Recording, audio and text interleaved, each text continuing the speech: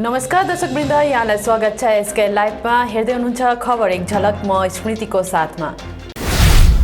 गत केही दिन अघि मात्र कोलकाता भ्रमणको निम्ति गएको गोर्खा जनमुक्ति मोर्चा अध्यक्ष विमल गुरुङ कोलकाताको भ्रमण समाप्त गरी दार्जिलिङ पहाड फर्किएका छन्। तिनले कोलकातामा राज्यको विभिन्न विभागको मन्त्रीहरूसँग भेटघाट गरी दार्जिलिङ पहाडको विविध विषयहरूमाथि कुरा राखेका बताएका छन्। गुरुङले कोलकाताबाट फर्किएपछि आज पत्रकारहरूलाई सम्बोधन गर्दै कोलकाताको भ्रमणमा गुरुङले के कस्ता पहाडको विषयहरूमाथि सरकार समक्ष कुरा राखे, साथै दार्जिलिङ पहाडको स्थायी राजनैतिक समाधानको बारे, जिटिएको चुनाव हुने सम्भावना बारे पनि आफ्नो प्रतिक्रिया व्यक्त गरेका छन्।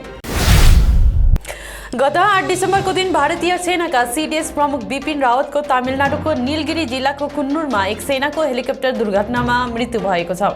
उक्त हेलिकप्टरमा सवार सीडीएस प्रमुख रावतको धर्मपत्नी सँगै तिनको निजी अंगरक्षक पश्चिम बंगालको दार्जिलिङ जिल्ला अन्तर्गत तगदा ग्लेनवन समष्टिका मानिडाँडा स्थित कटुसे गाउँ निवासी सतपाल राईको पनि उक्त दुर्घटनामा परि मृत्यु भएको छ।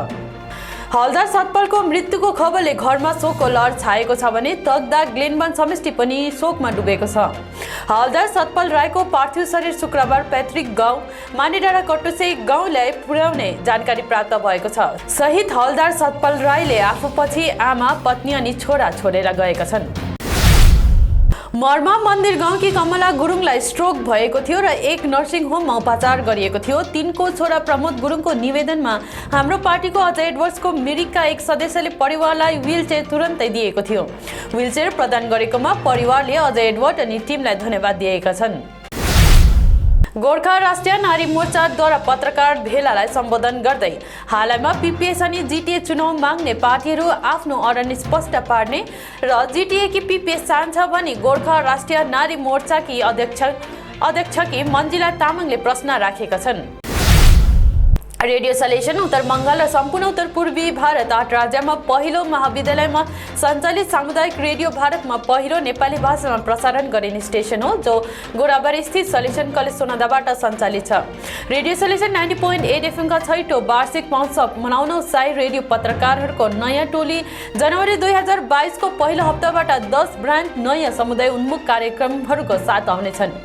2वटा नयाँ साप्ताहिक कार्यक्रमहरू आयोजना गर्ने भएका छन्। यसबाहेक प्रत्येक शनिबार 4 जना आरजेहरूले टोलीको गाउँ भ्रमण गरेर विशेष गरी महिला अनि बालबालिकाहरूका लागि कार्यक्रम सञ्चालन गर्ने योजना पनि रहेको छ। विगत सारा यस वर्ष पनि लोकप्रिय क्रिसमस क्यारल प्रतियोगिता जिङ्गल बेल्स 6औं सिजन आयोजना गरिने निधो गरिएको छ। उत्कृष्ट क्यारलहरू 20 डिसेम्बर 2022 देखि टेलिभिजन च्यानलहरूका लागि निःशुल्क उपलब्ध गराइनेछ।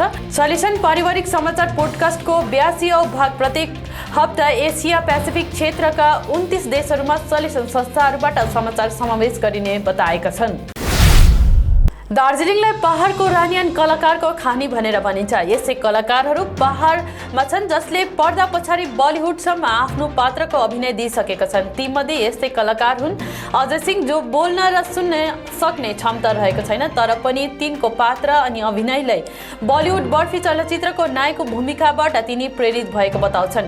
हामीमा पनि कला काम गर्ने क्षमता छ र हामीहरूलाई पनि मौका दिनुपर्छ भनी माग लिएर उक्त संस्था दार्जिलिङ एसोसिएसन दिफ गठन गरिएको भनी बताउँछन् र सबै विभाग राजनीतिक दलहरूले तिनीहरूलाई मौका दिनु भनी अनुरोध गरेका छन्।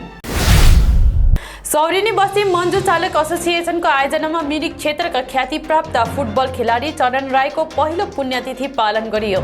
दिग्गज फुटबल खेलाडी एवं प्रशिक्षक नरेन थापाको अध्यक्षतामा तथा प्रेम साम्पाङद्वारा सञ्चालित कार्यक्रममा चरण राईले फुटबल खेल लगायत साहित्य, शिक्षा र सामाजिक कार्यमा दिएको योगदानबारे वक्ताले प्रकाश पार्दै श्रद्धाञ्जली अर्पण गरियो। यस कार्यक्रममा अन्तर्गत चरण राईको पिता हिरामणि राईले आगामी 31 डिसेम्बर 2021 देखि मन्जु खेल मैदानमा सुरु हुन गइरहेको मन्जुश्री गोल्ड कप फुटबल प्रतियोगिता चरण राईको स्मृतिमा सञ्चालन हुने घोषणा गरेका छन्। हवस्, आजको लागि यति नै। भोलि फेरि पुनः खबर एक झलक लिएर उपस्थित हुने नै छौँ। तबसम्मको लागि हेर्दै गर्नुहोस् एसके लाइभ। धन्यवाद।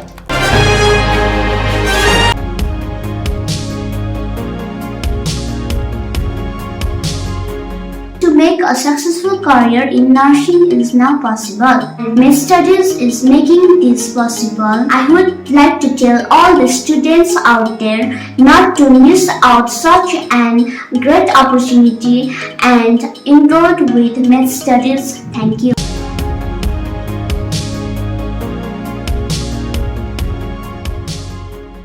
टीना का घर बनाने का टोटल समाधान बाजार भाव से हमारे यहाँ किफायती दाम। घर, दुकान, मकान, गोदाम बनाने के लिए टीना, प्रोफाइल सीट, रंगीन टीना, पाइप आदि सामान की नई दुकान टीना लगाने के लिए मिस्त्री भी हमारे यहाँ है उपलब्ध। महावीर स्टील, 3rd माइल, वेगा मॉल के सामने, चौधरी कंपाउंड। Contact number 9709 970981। सपनों से भी सुंदर घर हो अपना, PRM बेगराज पूरा करेगा सपना। जी हाँ, सिलीगुड़ी का सबसे बड़ा आवासीय जहां मौसम खुशनुमा, पहुंच आसान, सुविधा सभी, फुटबॉल ग्राउंड, साथ ही हर खेल और मनोरंजन और बड़ा घर। शहरों के बीच शहर होगा आपका आनंदविल, टागापुल, सिलीगुड़ी। PRM और अजय बेगराज ग्रुप 9735122000।